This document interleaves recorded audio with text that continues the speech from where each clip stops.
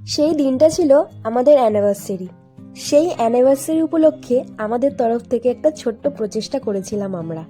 আমাদের দুজনের অনেক দিন ধরে ইচ্ছে ছিল এই দিনটাকে একটু অন্যরকম ভাবে পালন করব। তাই চলে গেছিলাম একটা গ্রসারি শপে।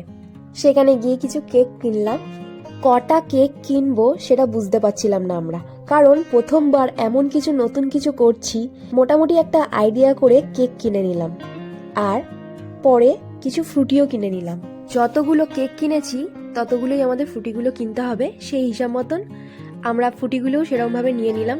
অনেক বেশি ডাউট ছিল ভেতরে যে কি করব না করব, এতগুলো তো ফ্রুটি নিয়ে নিয়েছি, যে দিতে পারবো কি আদৌ আদৌ কি এত বাচ্চা খুঁজে পাবো যে আমি এতগুলো ফ্রুটি নিয়ে নিলাম।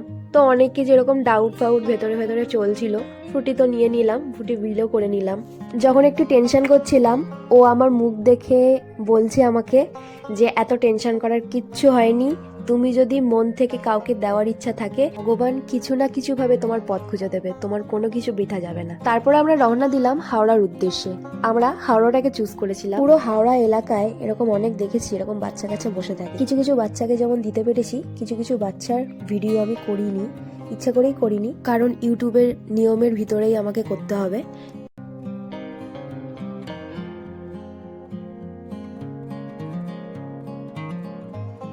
আমি ইচ্ছে করেই ক্লিকগুলো করিনি। যেটা নিয়ে টেনশন করছিলাম সেটা আমার সাকসেস হয়েছে, আমি সব বাচ্চাকে দিয়েছি, কিন্তু ভিডিও আমি অর্ধেক জনেরই ভিডিও করিনি। বাড়িতে একটা ছোট্ট করে সেলিব্রেশন করেছি।